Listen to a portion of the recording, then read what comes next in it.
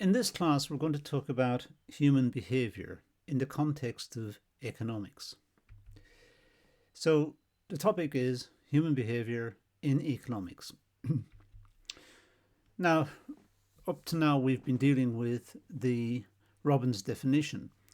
And those of you who have encountered the other classes on this topic, Robbins defined economics as I've got it on the slide here.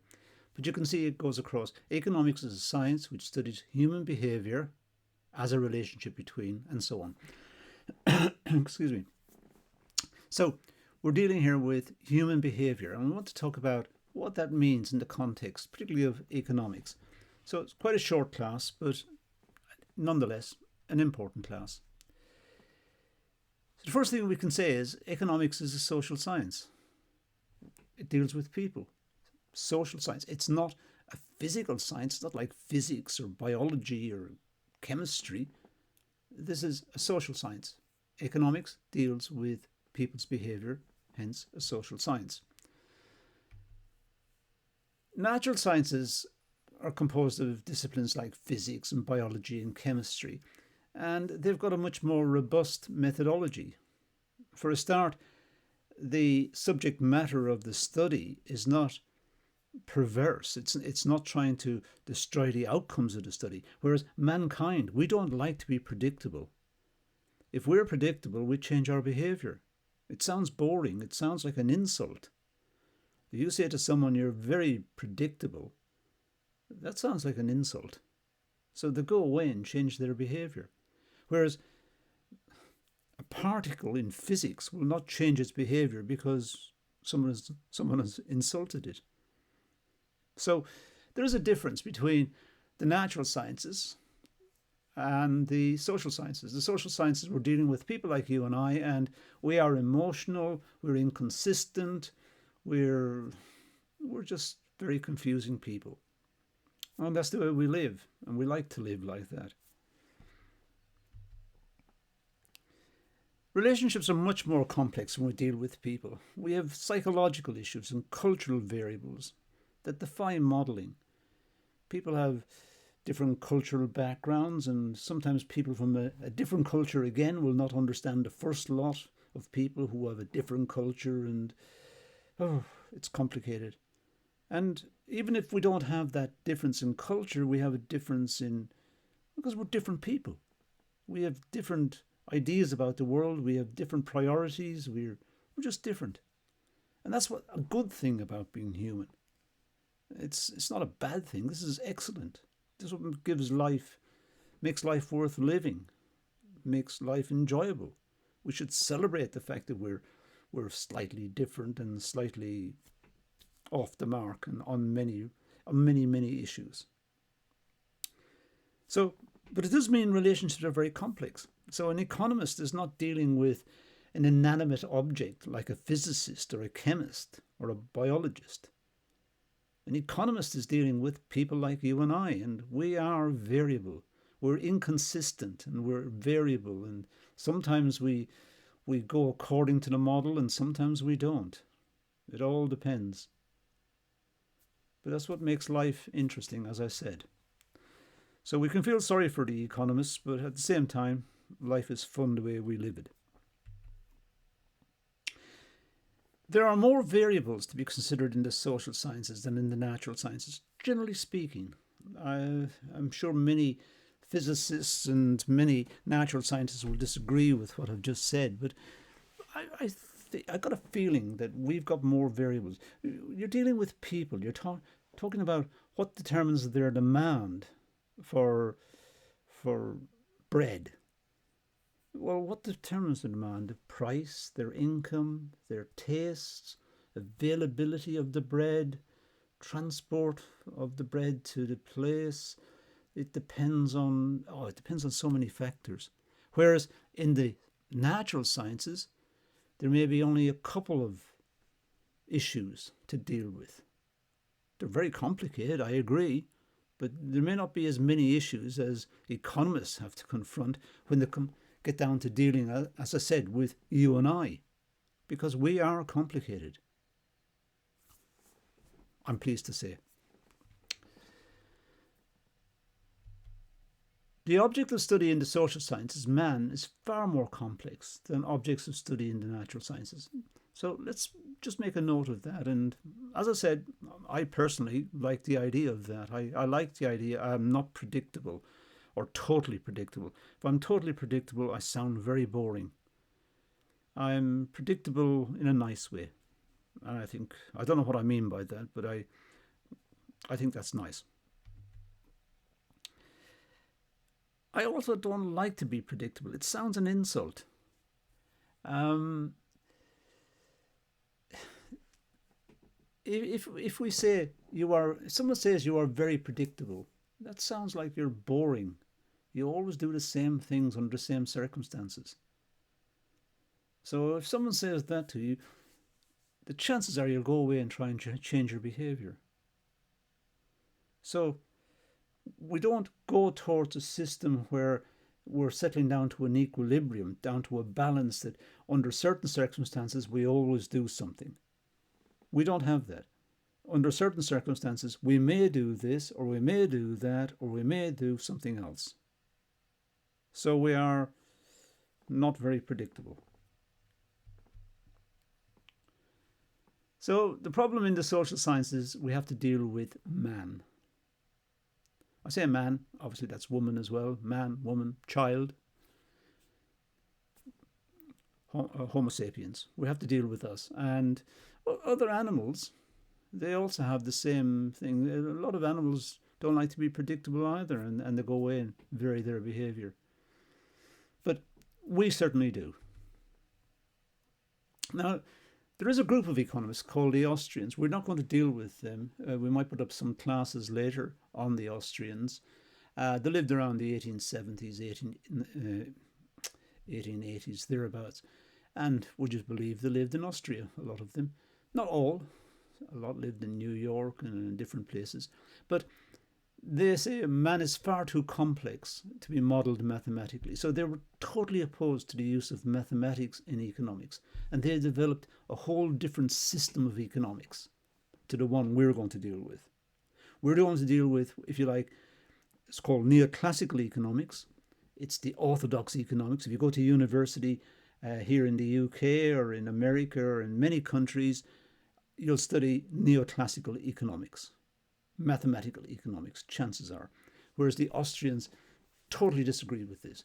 And they're a fascinating read, fascinating bunch of economists. So I recommend that later, when you finished your course, just make a note for the long run. Later on, you want some entertaining reading. Read some of the Austrians. And by that time, maybe we'll have a course on them. I hope we do. But read over their material. They're very interesting, but they totally reject the fact that man can be predicted, and they don't totally reject the idea of mathematics in economics. So we have this problem. We've got lots of variables because man is so complicated. I'm complicated. My demand for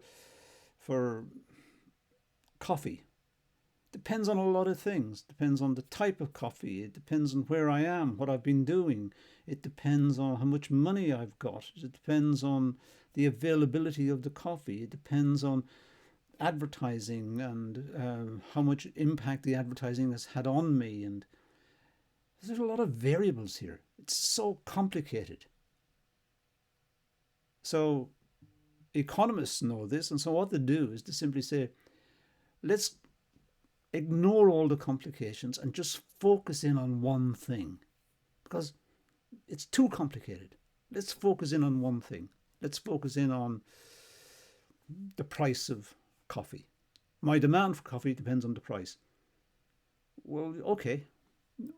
If we say that, that's fine, but we are ignoring the fact that I may not have a lot of income, or I'm really overwhelmed by the great advertisements for some coffee or some coffee house. So it's complicated. There are many variables that impinge upon my head when I go, and even when I'm going out and I think I'll have a coffee when I'm out, I'm not sure where to go for it, what sort of coffee to have, what the going price is. Uh, there's so many variables. So what economists do is they get rid of all the complications, and they do it with this Latin expression, ceteris paribus. Now, ceteris paribus means hold everything else constant. So if I go out, I say, I'm only going to consider the price of the coffee. I'm not going to consider my income, the advertising on television. I'm not going to consider anything. I'm just going to consider the price of the coffee. That's ceteris paribus. I'm holding everything else constant. I'm ignoring everything else. I'm just focusing in on the price. I know there are lots of other things relevant, but I'm ignoring them. I'm, in a sense, holding them constant. I'm closing them out of my consideration. So,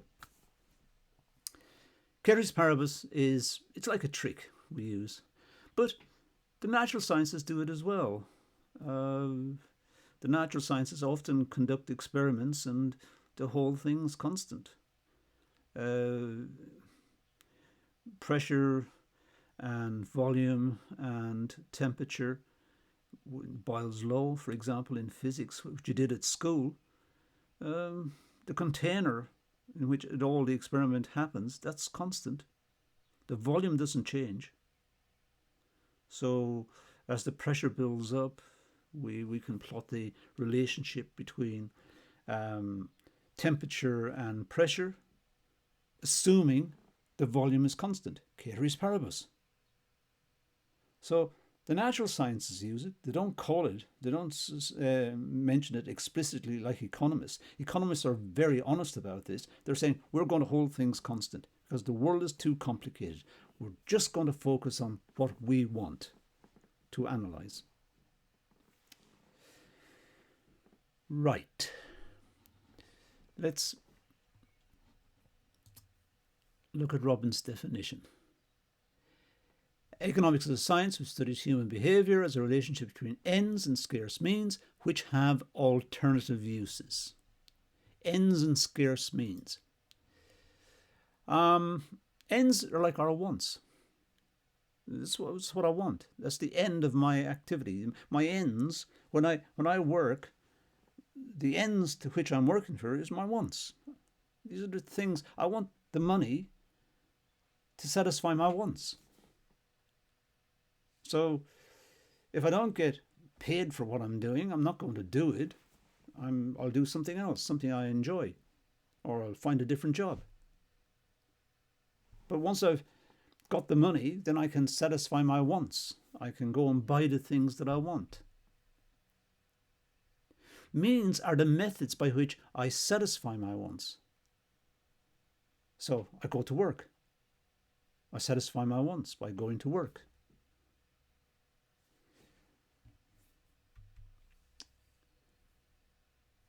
The origins of wants. Well, wants lead to our demand for goods. We know that. We want things, so we have a demand for the goods. Sometimes wants can be created by advertising. They generate the want. They tell us we're going to be really nice people if we have this product. So it made a want in our head. It's a fashion thing. Everybody's dressed this way, so we have to have the same style of clothing.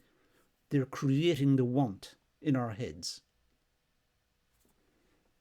And that leads to our demand for the goods. Then we go to the shop and we try to buy the goods that satisfy the wants that someone else has made in our head. Wants arise in our head, as I said. It's psychological. And this psychological phenomenon, this want in our head, leads us to go and try and get the goods that satisfy the want.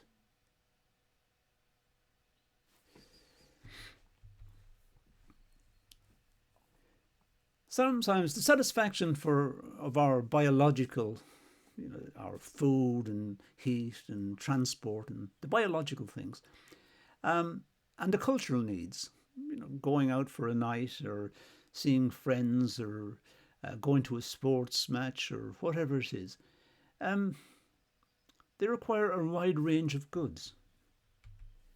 We want food and shelter. We also want luxury goods. So It's complicated. We think of life as being very simple, but in fact, all the time we're confronted by choices.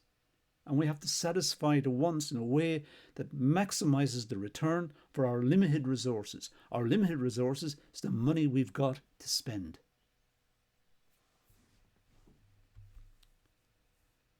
It's also the case that our tastes change over time. There are new fashions and trends all the time.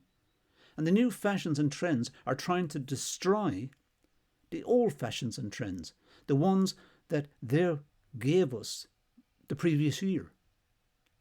The previous year they said, these are the ultimate clothes, this is the way you should look, there you go.